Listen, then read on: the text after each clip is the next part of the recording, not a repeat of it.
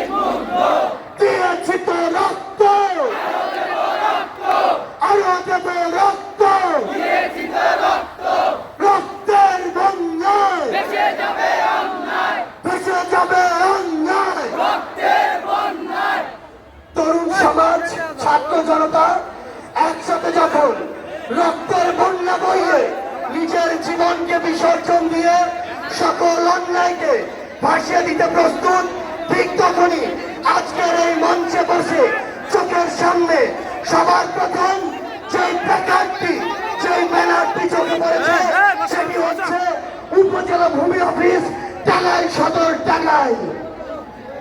এখন আসুন আপনারা বলুন তো, এই উপজেলা ভূমি অফিসে সকল কাজ কি ন্যায্যতার ভিত্তিতে টাকা ছাড়া হয়? তাহলে টাকা দিয়ে আমার ন্যায্য অধিকার এই ভূমি অফিস থেকে আদায় করে নেওয়ার জন্য আমরা কি ওই অভ্যুত্থান ঘটিয়েছি? তাহলে আজকে থেকে শুধু এই ভূমি অফিস নয়, আপনার এই টাঙ্গাইলের যে কোনো অন্যায় দেখলে আপনারা অবশ্যই আপনাদের ব্যক্তিগত জায়গা থেকে সেই প্রতিবাদটি জানাবেন কিনা? আমরা জানতে পেরেছি আপনার এই যে মেডিকেল কলেজ, এই মেডিকেল কলেজের নাম ছিল টাঙ্গাইল মেডিকেল কলেজ, ঠিক কিনা? তাহলে এই সেই ঐতিহ্যবাহী টাঙ্গাইল যখন বাংলাদেশে মাত্র 19টি জেলা ছিল, তার মধ্যে একটি বৃহত্তর জেলা ছিল এই টাঙ্গাইল। সেই টাঙ্গাইলের গৌরবকে ছোট করে যখন কোন খুনির নামে বাংলাদেশের এই গুরুত্বপূর্ণ জেলায় একটি মেডিকেল কলেজ থাকে, সেটি কি আমাদের স্পিরিটের সাথে যায়? তাহলে আজকের পর থেকে ছাত্র জনতার দাবি হচ্ছে টাঙ্গাইল মেডিকেল কলেজ তার নামে স্বমহিমায় টাঙ্গাইল মেডিকেল কলেজ হয়ে বাংলাদেশে শ্রেষ্ঠত্বের জায়গা করে নিবে।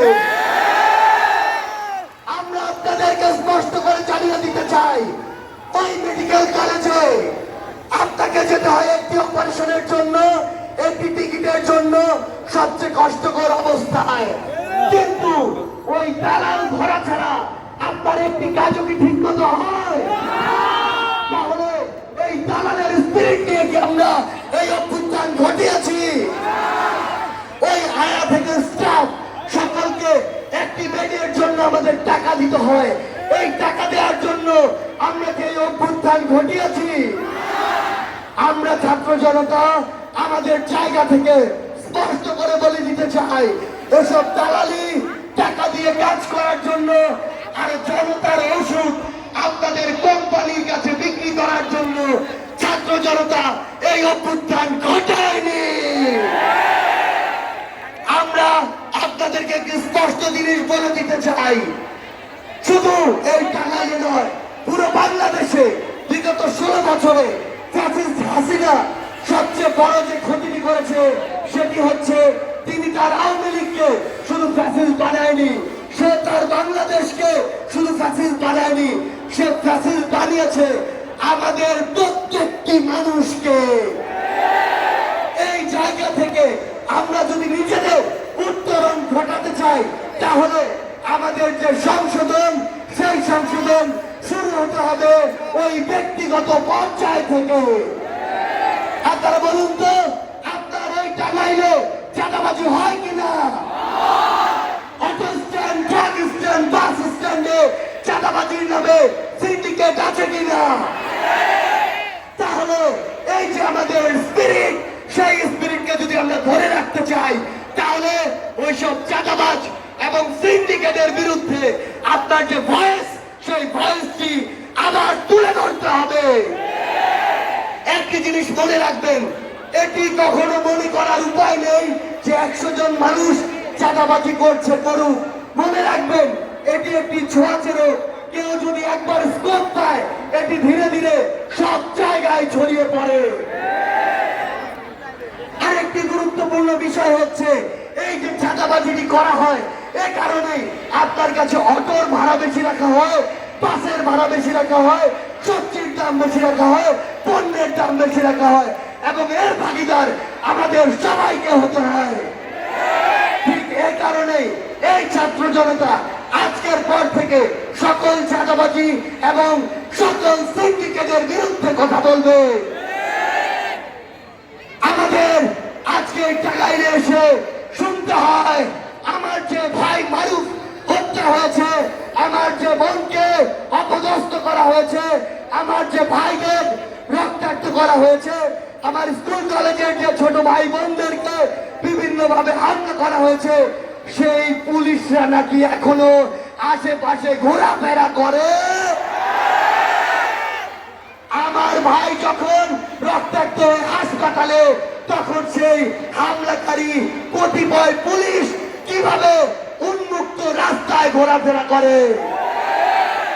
আমরা স্পষ্ট করে বলে দিতে চাই, ওই ফ্যাসিস্ট আওয়ামী লীগের দোষক, চাটুকার, তেলবাজ, তোষামতকারী যে সকল আইন শৃঙ্খলা রক্ষাকারী বাহিনীর সদস্য রয়েছে, তারা যদি এখনো নিজেদের সূত্রে না নেয়, তাহলে তাদের ওই নেত্রী হাসিনার মতোই তাদেরকে দেশ ত্যাগ করতে হবে।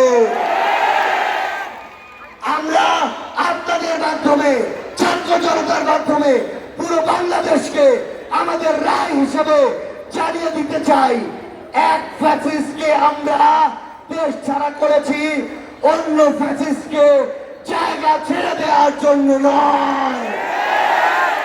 কেউ যদি এখনো স্মরণে স্বপ্নে স্মৃতিতে কিংবা ঘুমের মধ্যে চিন্তা করে আবারও ছাত্র জনতাকে ডমিনেট করে ফ্যাসিস্ট হয়ে উঠবে, তারা যেন ওই শেখ হাসিনাকে দেখে শিক্ষা নিয়ে দেয়। আমরা শুনতে পেয়েছি আপনাদের এই জায়গায় একটা বিশাল বিশেষণযুক্ত নাম রয়েছে, সেই নামটি হচ্ছে রনি। আপনারা নাকি তাকে বলেন কোয়ার্টার রনি। এসব রনিরা এরপর থেকে যেন টাঙ্গাইলের রাস্তাঘাটে থেকে শুরু করে কোন জায়গায় তাদের অস্তিত্ব প্রদর্শন না করতে পারে। রনি সহ এমন সন্ত্রাসী এবং যাদের যত দোষর রয়েছে, সকল দোষরকে এই ছাত্র জনতা আইনের হাতে তুলে দিয়ে সারা জীবনের জন্য বিচারিক প্রক্রিয়ার মাধ্যমে তাদের যে জায়গা কেরানীগঞ্জ জেলখানা, সেখানে পাঠিয়ে দিবেন। এবার আমরা আমাদের এই যে ছাত্র ভাইরা, ছাত্র বোনেরা রয়েছে, তাদের উদ্দেশ্যে একটি কথা বলতে চাই। আমরা চাই আগামীর যে বাংলাদেশ হবে, সেই বাংলাদেশের নেতৃত্ব আপনারা দিবেন। আমরা চাই ওই সংসদে গিয়ে আপনি একজন এমপি হবেন, একজন মন্ত্রী হবেন, একজন প্রধানমন্ত্রী হবেন।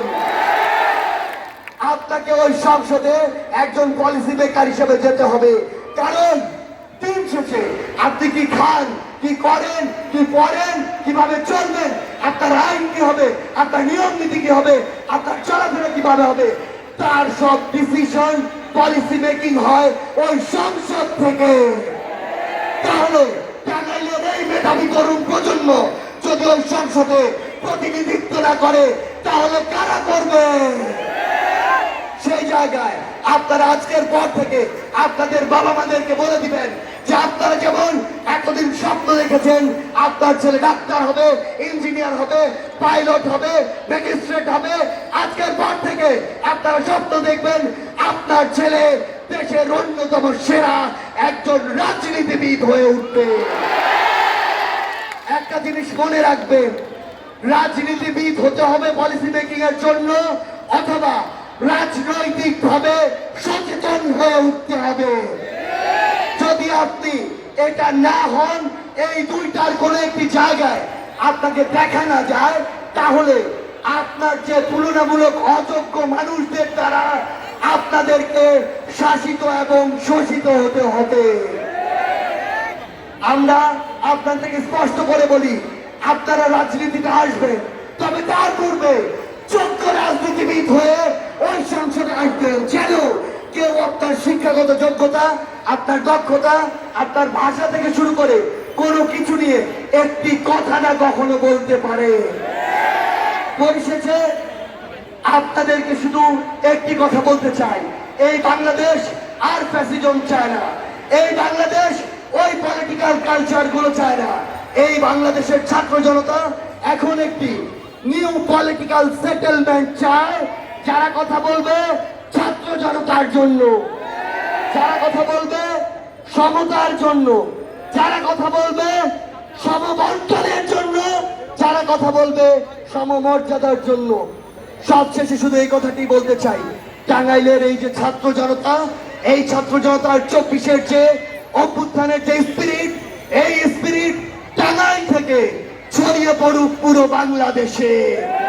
ধন্যবাদ সবাইকে।